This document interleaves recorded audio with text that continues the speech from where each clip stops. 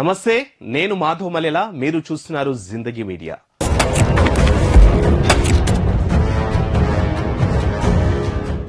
భవ్య రామ మందిరం, దివ్య రామ మందిరం భారతావనిలో మెజార్టీ జనుల దశాబ్దాల కాదు కొన్ని శతాబ్దాల ఓ ఎమోషన్, ఓ కళ. పునాది వేయడానికే కుదరదు అన్న నేల మీదే రామ మందిర నిర్మాణం సాకారమై ఆ రామయ్య తండ్రిని కనులారా చూడబోయే క్షణం, తరుణం. యావత్తు ప్రపంచం నభూతో అన్న విధంగా అయోధ్య రామయ్య ఆలయం ప్రారంభోత్సవానికి సిద్ధమవుతున్న ఈ వేళ ఇది కోట్లాది హిందువుల భావోద్వేగ సందర్భం. ఈ తరం జన్మధన్యం.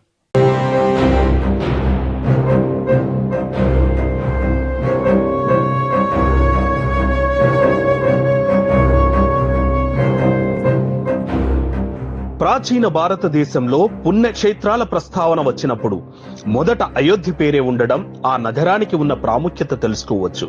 అయోధ్య, మధుర, మాయా, కాశీ, కాంక్షి, అవంతిక, పూరి, ద్వారావతి చైవ సప్లైత మోక్షదాయిక అనే మాట ఉంది.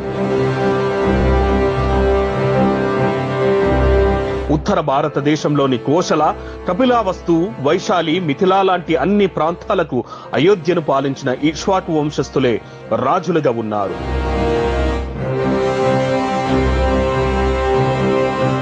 ఇక దాదాపు 5114 బీసీలో రాముడు ఈ పవిత్ర భూమిపై నడియాడాడని జనవరి 10వ తేదీన అయోధ్యలో పుట్టినట్లు సైంటిఫిక్ రీసెర్చ్ ఆన్ వేదాస్ చెబుతున్నప్పటికీ ఇది రిలయబుల్ కాదని చెబుతుంటారు పురాణాలు తెలిసిన పండితులు. రాముడు 1,50,000 కిందటే పుట్టాడని చెబుతారు వారంతా. రాముడు త్రేతాయుగంలో పుట్టాడని, విష్ణు యొక్క 7వ అవతారం అంటారు రామప్రభు. ఆ తర్వాత కృష్ణ పరమాత్మ. దీన్ని బట్టి కృష్ణుడి కంటే రామావతారమే సీనియర్.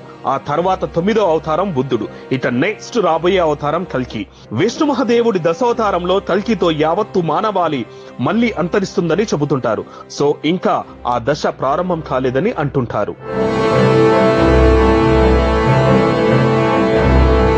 రామావతార ప్రారంభాన్ని చూస్తే రామాయణం ద్వారా రాముడు అయోధ్యలో పుట్టాడని, ఆయన జలసమాధి అయ్యాడని చెబుతుంటాయి పురాణాలు. ఫస్ట్ సెంచరీలో విక్రమాదిత్య అనే రాజు రామమందిరం కట్టించాడని చెబుతుంటారు. వేరు ప్రాంతాల నుంచి భక్తులు అప్పట్లో అయోధ్యకు రాముల వారి దర్శనార్థం వచ్చేవారట. జ్ఞానులు, సాధువులు రామమందిర కేంద్రంగా జ్ఞానం బోధించేవారట. అక్కడే విద్యాబోధన జరిగేదట. అయితే 1026లో జసనీ మహమ్మద్ భారత్ లో ఎంట్రీ ఇచ్చాక అయోధ్యలో రామమందిరంతో పాటు అటు ఉత్తర భారతంలోని చాలా మందిరాలపై దాడులు చేస్తూ, ధ్వంసం చేస్తూ ఆలయాల్లోని సంపదను దోచుకొని అడ్డుకున్న వారిని చంపుతూ పోయాడంట. ఆ తర్వాత వచ్చిన హిందూ రాజులు అయోధ్యలో రామమందిరాన్ని పునర్నిర్మించి రామమందిరంలో పూజలు చేసేవారట.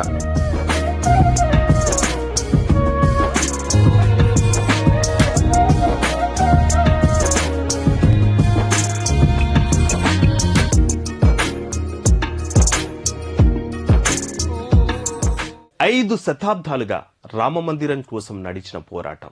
సుప్రీంకోర్టు చరిత్రలోనే ఇది అతిపెద్ద రెండో కేసు. దాదాపు 100 ఏండ్లు అయోధ్య బాబ్రీ మసీదుపై విచారణ జరిగింది. రామ మందిరమా, బాబ్రీ మసీదా? ఎన్నో ఫిల్స్, మరెన్నో షూట్స్.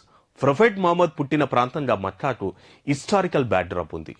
అందుకే యావత్తు ముస్లిం జాతికి మక్కా పవిత్ర స్థలం. అటు మదీనాకు హిస్టారికల్, రిలీజియన్ సిగ్నిఫికెంట్ ఉంది. ప్రొఫెట్ మహమ్మద్ కు ప్రజలకు ఆ ప్రాంతంలోనే మద్దతు దొరికింది. మరి బాబ్రీ మసీదుకున్న హిస్టారికల్ రికగ్నైజేషన్ ఏంటి? ఈ ప్రశ్నే రామ మందిర నిర్మాణ పునాదులకు బలమైంది.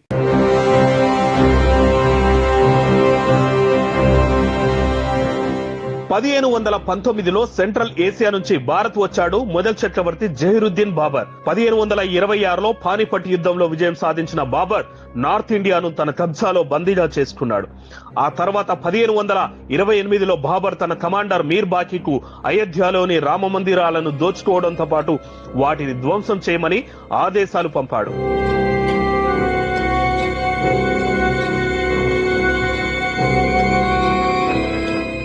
తన హైకమాండ్ ఆదేశాలతో మీర్ బాకీ తన సైన్యంతో అయోధ్యలోని రామ మందిరం కూల్చివేసి బాబ్రీ మసీద్ కట్టాడని, అలా తొలి వివాదం మొదలైందని చెబుతుంటారు.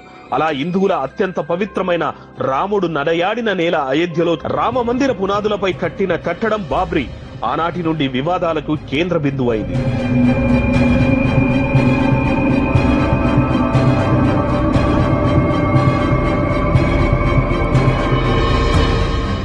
ఈ మసీదు చుట్టూ ఉన్న ప్రదేశం రాముడి జన్మస్థలమని హిందూ సమాజం విశ్వాసమని, అక్కడ పూజలు నిర్వహించేవారిని చాలా స్థల పురాణాల్లో ఉంది. ఇదే విషయాన్ని చాలా మంది విదేశీ పర్యాటకులు తమ యాత్రా చరిత్రలోనూ ప్రస్తావించారు. ఇలా రామ మందిరం శిథిలాలపై బాబ్రీ మసీద్ కట్టారనే వాదన హిందువుల్లో బలంగా నాటుకుపోయింది.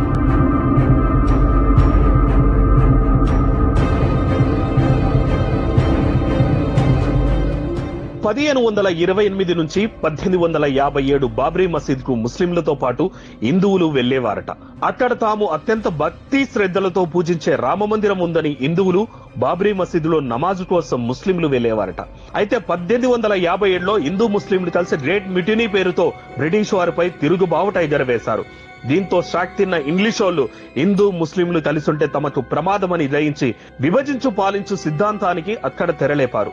1859లో బాబ్రీను రెండుగా విడగొట్టి మసీద్ ఇన్నర్ కోర్టులో ముస్లింలకు ఎంట్రీ ఇచ్చారు. ఔటర్ కోర్టులో హిందువులకు పర్మిషన్ ఇచ్చారు.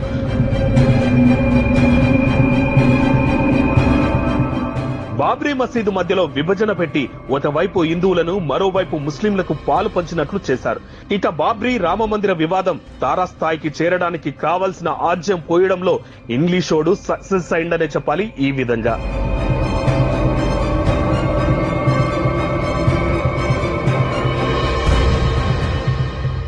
తెల్లోల విభజించు పాలించు సిద్ధాంతం బాబ్రీ రామమందిర వివాదాన్ని కోర్టు మెట్ల వరకు ఎక్కించింది. బ్రిటిషర్లు బాబ్రీ మసీదుగానే ఉంచినా లేదా హిందువుల పవిత్ర స్థలం రామమందిర నిర్మాణానికి అనుమతి ఇచ్చినా శతాబ్దాల గొడవ ఉండేది కాదు. కానీ వాడి పాలన సజావుగా సాగేందుకు ఆనాడు వాడు వేసిన బీజం హిందూ ముస్లిం మధ్య వైరానికి తెరలేపింది. ఇంగ్లీషోడు వేసిన గేమ్ ప్లాన్ వర్కౌట్ అయింది.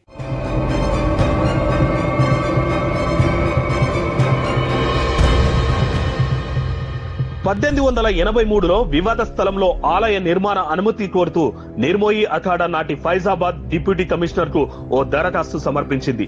కానీ ఆ దరఖాస్తును బ్రిటిష్ అధికారులు తిరస్కరించారు. ఆపై 1885లో బ్రిటిష్ సామ్రాజ్యంలో అయోధ్య రామ మందిరంపై ఫస్ట్ కేసు మొదలైంది. అక్కడున్న ఓ 17x21 అడుగుల వేదిక రాముడి జన్మస్థలం అని వాదిస్తూ తమ దేవుడికి పూజారులకు ఎండవానల నుంచి రక్షణ కల్పించడానికి ఆ ప్రదేశంలో ఆలయం నిర్మించడానికి అనుమతి ఇవ్వాలని ఈ పిటిషన్ లో మహంత్ రఘుబీర్ దాస్ ఫైజాబాద్ కోర్టులో అపీల్ చేశారు. కోర్టు ఇతని అభ్యర్థన రిజెక్ట్ చేసింది. ఆ తర్వాత Nirmohi Akhara Awadh judicial commissioner WN కోర్టులో రెండో పిటిషన్ దాఖలు చేసింది. జ్యుడిషియల్ కమిషనర్ WN 1886 నవంబర్ 1న తీర్పు చెప్తూ 350 ఏళ్ల కిందట మత విద్వేషకుడైన బాబర్ హిందువులు రామచంద్రుడి జన్మస్థలమని విశ్వసించే పవిత్ర స్థలంలో ఉద్దేశపూర్వకంగానే మసీదు నిర్మించాడని పేర్కొన్నారు.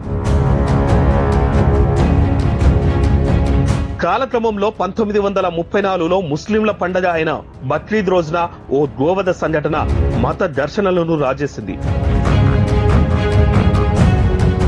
ఆ అల్లర్లలో బాబ్రీ మసీద్ ధ్వంసమైంది.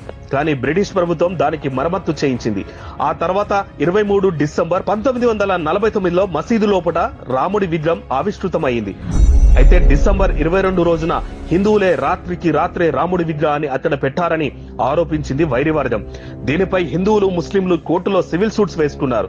ఈ విషయంలో ప్రభుత్వం ఇంటర్ఫియర్ అయి బాబ్రీ మసీదు గేట్లు మూసివేసింది. 1950లో గోపాల్ సిన్హా విశారద్ మరియు రామచంద్ర దాస్ అనే వ్యక్తులు రాముడి ఆస్థానంలోని రాముడి విగ్రహాన్ని పూజించే ఫండమెంటల్ రైట్ తమకుందని సూట్ వేశారు. 1959లో నిర్మోయి అఖాడా ఇంకో సూట్ వేశారు. రామ మందిరంలో పూజలు చేయడానికి దాని నిర్వహణకు నిర్మోయి అఖాడాకు హక్కు ఉందని వాదించారు.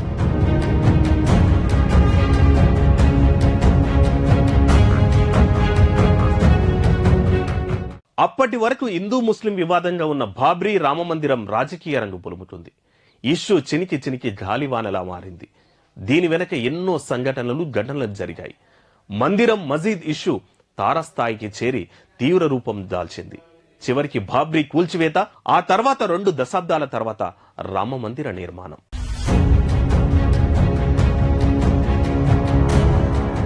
ఆ తర్వాత 2 ఏళ్లకు 1961లో సున్నీ వక్ఫ్ బోర్డ్ మరో 9 మంది స్థానిక ముస్లింలు కేసు వేశారు. మసీదు యాజమాన్యంతో పాటు మసీదుకు ఆనుకొని ఉన్న శ్మశానం కూడా తమకే చెందుతుందని వారు వాదించారు. జిల్లా కోర్టు వీటి మీద విచారణ ప్రారంభించింది. ఇతర సాధారణ దావాల తరహాలోనే ఈ కేసు విచారణ కూడా 2 దశాబ్దాల పాటు కొనసాగింది. 1984లో విశ్వ హింద్ పరిషత్ ఎంట్రీ ఇచ్చింది.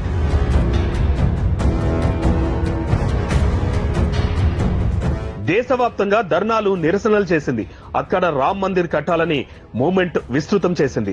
బీజేపీ నేత లాల్ కృష్ణ అద్వానీ దీన్ని లీడ్ చేశారు. ఫిబ్రవరి 1986లో ఫైజాబాద్ డిస్ట్రిక్ట్ కోర్టులో లాయర్ పాండే బాబ్రీ మసీద్ గేట్లు ఓపెన్ చేయాలని అపీల్ చేశారు.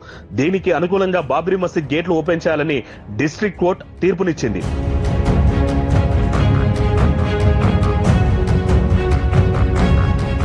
మసీదులోని రామమందిర విగ్రహాన్ని దర్శించుకునేందుకు, పూజలు చేసుకునేందుకు కోర్టు అనుమతి ఇచ్చింది. ఇది అవతలి వర్గం వారికి నచ్చలేదు. దీంతో బాబ్రీ మసీద్ యాక్షన్ కమిటీ ఏర్పాటు చేసుకుని పోరాటం చేశారు వక్ఫ్ బోర్డు. 1989 నవంబర్లో విహెచ్పి బాబ్రీలో రామమందిర నిర్మాణానికి ఫౌండేషన్ స్టోన్ వేసింది. అప్పటి ప్రధాని రాజీవ్ గాంధీ దీనికి అనుమతినిచ్చారు. 1989లో అయోధ్య రామ్ మందిర్ బాబ్రీ మసీద్ కు సంబంధించిన టైటిల్ సూట్స్ ను అలహాబాద్ హైకోర్టుకు షిఫ్ట్ చేశారు. అప్పటి నుంచి బాబ్రీ మసీద్ ఇష్యూలో 2 గ్రూపులు ఏర్పడ్డాయి. అందులో ఒకటి నిర్మోయి అఖారా, ఈ గ్రూప్ కు రామ మందిర నిర్మాణం కావాలి. మరో గ్రూప్ సున్నీ వక్ఫ్ బోర్డు, వీళ్లకు బాబ్రీ మసీద్ కావాలి.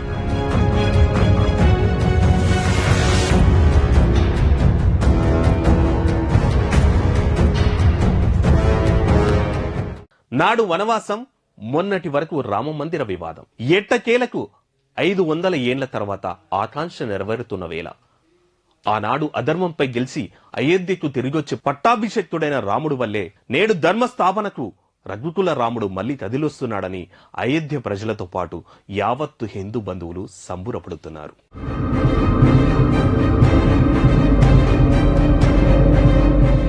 1989లో బీజేపీ రామ మందిర నిర్మాణం తమ ఎజెండాలో భాగంగా ప్రతిపాదించింది. అటు 1990 సెప్టెంబర్ 25వ తేదీన సోమనాథ్ ఆలయం నుంచి అయోధ్య దిశగా రథయాత్ర ప్రారంభించారు ఎల్కే అద్వానీ.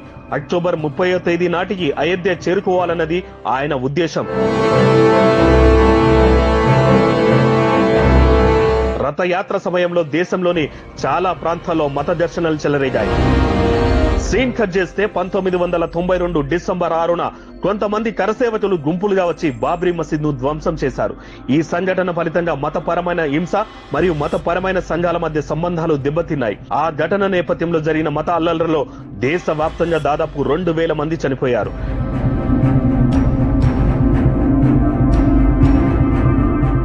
డిసెంబర్ 16, 1992లో ప్రభుత్వం దీనిపై విచారణ కమిటీ వేసింది. బాబ్రీ మసీద్ కూల్చివేతపై విచారణ సాగింది. జనవరి 7, 1993లో పివి హయాంలో ఈ మొత్తం ల్యాండ్ సెంట్రల్ ఆధీనంలోకి తీసుకుంది. ఈ వివాదానికి శాశ్వత పరిష్కారం కనుగొనడం లక్ష్యంగా వివాదాస్పద సముదాయం దాని చుట్టూ ఉన్న ప్రదేశంతో పాటు 67 ఎకరాల భూమిని సేకరించడం కోసం పార్లమెంటులో ఓ చట్టం చేసింది. 1994లో సుప్రీంకోర్టు ఇస్మాయిల్ ఫరూకీ జడ్జిమెంట్ లో తీర్పునిచ్చింది. మసీద్ అనేది నమాజు చేసుకునే ప్రాంతమని, బాబ్రీ మసీద్ కు హిస్టారికల్ సిగ్నిఫికెన్స్ లేదు కాబట్టి ఒక ప్రాంతం నుంచి మరో ప్రాంతానికి మార్చవచ్చని తీర్పునిచ్చింది. ఏప్రిల్ 2002 నుంచి అలహాబాద్ హైకోర్టు ఈ తీర్పుపై తిరిగి విచారణ మొదలెట్టింది. 2003లో అలహాబాద్ హైకోర్టు ఆదేశాలతో స్థల నిజ నిర్ధారణ కోసం బాబ్రీ మసీదు కింద, అలాగే రామ్ చబూతరా కింద భూమిలో తవ్వకాలు జరిపే పనిని ఆర్కియాలజికల్ సర్వే ఆఫ్ ఇండియాకు అప్పగించింది హైకోర్టు. ఈ పని పూర్తవడానికి చాలా సమయం పట్టింది. ఆ సంస్థ అందించిన నివేదికలో ఉత్తర భారతదేశంలోని ఆలయాలను పోలిన నిర్మాణాల అవశేషాలను తాము గుర్తించామని పేర్కొంది archaeology survey of India. Rama Mandir కు చెందిన 1000 ఏండ్ల కిందటి అవశేషాలుండొచ్చని తెలిపింది. ఈ నివేదిక ఆధారంగా ఆ స్థలం కింద రామ మందిరం ఉందని హిందూ బృందం వాదించింది. అయితే ముస్లింలు ఈ రిపోర్టును ఆక్షేపించారు.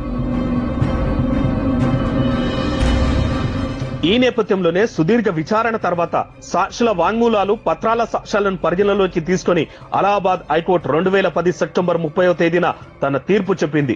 అనేక ఆధారాల ద్వారా మసీదు డోమ్ కింద ఉన్న భూమి మీద శ్రీరామచంద్రుడు జన్మించి ఉండవచ్చునని 3 న్యాయమూర్తులు అంగీకరించారు. దీంతో పాటు అయోధ్య భూమిని 3 భాగాలుగా విభజించాలని, అందులో ఒక భాగం హిందూ మహాసభ ప్రాతినిధ్యం వహిస్తున్న రామ్లాలాకు, 2వ భాగం సున్నీ వక్ఫ్ బోర్డ్ కు, 3వ భాగం నిర్మోయి అఖాడాకు వెళ్తుందని తీర్పు చెప్పారు. వీటితో పాటు కోర్టు కీలక వ్యాఖ్యలు చేసింది. వివాదాస్పద భూభాగం రాముడి జన్మస్థలమని, అక్కడ ఉన్న ఒక దేవాలయాన్ని కూల్చివేసిన తర్వాత మసీదును నిర్మించారని పేర్కొంది. ఆ మసీదును ఇస్లాం సూత్రాలకు అనుగుణంగా నిర్మించలేదని తీర్పులో వ్యాఖ్యానించింది. ఆ తీర్పు అనంతరం ఆ స్థలంలో ఆలయ నిర్మాణం జరుగుతుందని హిందువులు ఆశించారు. ముస్లింలు మసీద్ను పునర్నిర్మించాలని డిమాండ్ చేశారు. ఈ తీర్పును ఊరి పెద్దల తీర్పుగా అభివర్ణిస్తూ వివాదంలోని 3 పక్షాలు తిరస్కరించాయి. ఈ తీర్పుకు వ్యతిరేకంగా హిందువులు, ముస్లింలు అపీల్ చేయడంతో ఆ తీర్పును సుప్రీంకోర్టు 2011లో సస్పెండ్ చేసింది.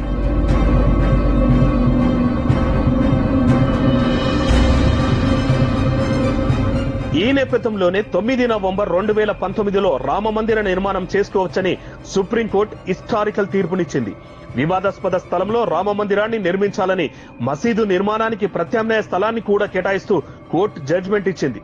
ఈ తీర్పు హిందువుల మతపరమైన మనోభావాలు, ముస్లిం సమాజం యొక్క హక్కుల మధ్య సమతుల్యతను సాధించాలని లక్ష్యంగా పెట్టుకుంది. సుప్రీంకోర్టు ఫైనల్ జడ్జిమెంట్ తో భారతదేశ చరిత్రలో అత్యంత వివాదాస్పద న్యాయ వివాదాలలో ఒకటి ముగిసినట్లయింది.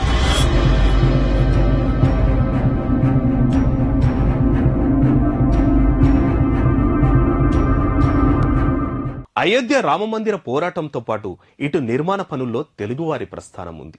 అయోధ్య కేసు సుప్రీంకోర్టులో నడుస్తున్నప్పుడు తెలుగువారైన పుల్లారెడ్డి స్వీట్స్ అధినేత జి. పుల్లారెడ్డి ఆర్థిక సహాయం చేశాడట. అటు కరసేవకుల్లో తెలుగువారు సైతం పాల్గొన్నారు. ఇప్పుడు ఆలయ నిర్మాణ పనుల్లో మన తెలుగు సంస్థలు పాలు పంచుకుంటున్నాయి.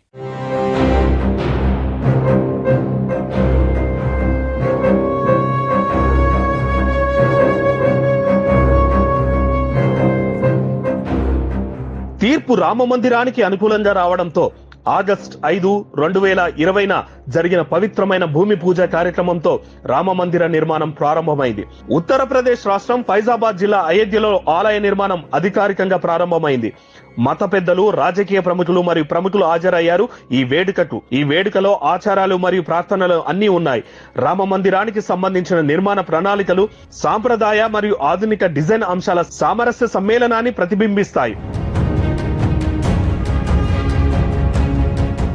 దాదాపు 250 అడుగుల వెడల్పు, 161 అడుగుల ఎత్తుతో 3 అంతస్తుల్లో ఉంటుంది శ్రీరామ మందిరం. దీర్ఘ చతురస్రాకారంలో దాదాపు 2 ఎకరాల విస్తీర్ణంలో నిర్మించిన ఆలయ పరిధి దాదాపు 70 ఎకరాలు. ఆలయ గోపురం అష్టభుజి ఆకారంలో నిర్మించారు. ఆలయ 4 మూలల్లో 4 దేవతలు సూర్యుడు, మా భగవతి, వినాయకుడు, శివుడు అంశాలుగా ఉంటాయి. అన్నపూర్ణ ఆలయం ఉత్తర దిక్కున, హనుమంతుడు దక్షిణాన కొలువై ఉంటాడు. ప్రధాన శిఖరంతో పాటు 5 గోపురాలు ఏర్పాటు చేశారు. తూర్పు నుంచి ఆలయంలోకి ఎంట్రీ ఇచ్చిన వెంటనే బాలుడి రూపంలో ఉండే రాముడు, ఆ తర్వాత రామ దర్బార్ కనిపిస్తుంది. మొదటి వేదిక నుంచి కూడా గర్భగుడిలోని స్వామి కనిపించేలా నిర్మాణం చేపట్టారు. శ్రీ రామచంద్ర మహాప్రభు దర్శనం తర్వాత దక్షిణ వైపు నుంచి బయటికి వెళ్లేలా ఆలయ నిర్మాణ ఏర్పాట్లు చేశారు. మొత్తం 392 స్తంభాలతో ఆలయ ప్రాంగణాన్ని నిర్మించారు. ప్రధాన ఆలయంలో 44 ద్వారాలున్నాయి. 18 తలుపుల్లో 3 కిలోల చొప్పున బంగారం వినియోగించారు. ఈ ఆలయంపై శిల్పాలు, గోపురాలు మరియు ఆధ్యాత్మికత ఉట్టిపడడంతో పాటు చిరకాలం పరడవిల్లేలా నిర్మించారు. మందిర నిర్మాణ డిజైన్ భారతీయ ఆలయ వాస్తు శిల్పాల నుండి ప్రేరణ పొంది ఉత్తర భారత నగారా సాంప్రదాయంలో ప్రబలంగా ఉన్న శైలిని నొక్కి చెబుతుంది. నైపుణ్యం కలిగిన కళాకారులు మరియు హస్తకళాకారులు ఆలయ నిర్మాణ కళలకు జీవం పోస్తూ భారతదేశ సాంస్కృతిక వారసత్వానికి నిదర్శనం తీర్చిదిద్దుతున్నారు.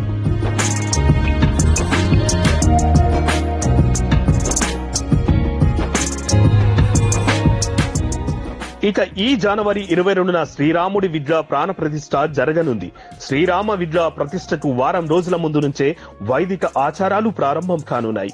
22న మధ్యాహ్నం 12:29 రాముడి విగ్రహ ప్రాణ ప్రతిష్ఠ కార్యక్రమం అత్యంత వైభవంగా జరగనుంది. అనంతరం గర్భగుడి వద్ద శ్రీరామ పట్టాభిషేకం జరుపుతారు. ఆ తర్వాత 48 రోజుల పాటు ఆలయంలో మండల దీక్ష పూజలు చేయనున్నారు. రామయ్య తండ్రి ప్రాణ ప్రతిష్ఠ తర్వాత జరిగే మొదటి ఆరతి కోసం ప్రత్యేక ఏర్పాట్లు చేస్తున్నారు. 108 రథాలతో జోధ్పూర్ నుంచి దేశీ ఆవు నెయ్యి తెప్పించారు. ఈ నెయ్యితోనే శ్రీరామచంద్రుడికి తొలి హారతి ఇవ్వనున్నారు. శ్రీరామ ప్రాణ ప్రతిష్ఠ కార్యక్రమానికి శంకరాచార్యులు, మహామండలేశ్వరులు, సిక్కు, బౌద్ధ ఆధ్యాత్మిక గురువులు, వేలాది మంది సాధువులను ఆహ్వానిస్తున్నారు. జనవరి 23 నుంచి సాధారణ భక్తులు సైతం శ్రీరాముడిని దర్శించుకునేలా ఏర్పాట్లు చేస్తున్నారు.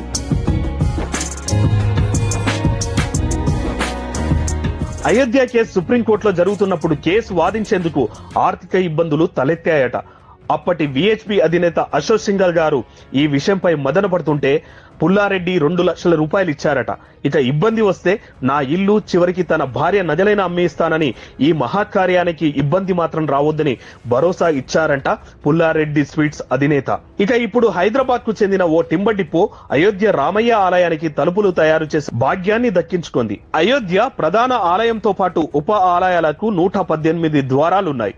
వాటన్నిటికీ ఈ సంస్థే తలుపులు తయారు చేస్తోంది. గతంలో యాదగిరీశుడి ఆలయానికి పనిచేసిన అనుభవంతో ఆ సంస్థ రామమందిర నిర్మాణంలో అవకాశం దక్కింది.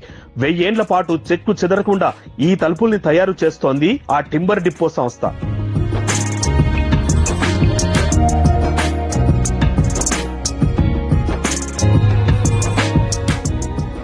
అంగరంగ వైభవంగా ప్రారంభం కానున్న అయోధ్య రామయ్య ఆలయం ప్రపంచ ఆధ్యాత్మిక కేంద్రంగా విరజిల్లాలని, ఆ రామయ్య తండ్రి యావత్తు భారతావనిని చల్లగా చూడాలని కోరుకుంటూ జై శ్రీరామ్, జై జై శ్రీరామ్.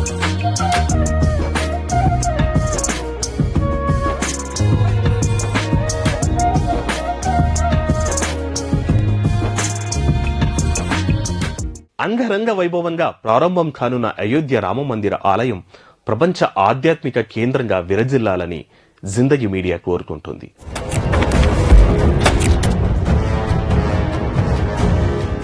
ఆ రామయ్య తండ్రి ఆశీస్సులు, చల్లని చూపులు భారతావనిపై అటు ప్రపంచంపై ఉండాలని కోరుకుంటూ ఇది ఇవాల్టి స్పెషల్ స్టోరీ. మరో స్టోరీలో మళ్ళీ కలుగుతుందాం. Please subscribe Zindagi media. నేను మీ మాధవ్ మల్లెల. Thank you.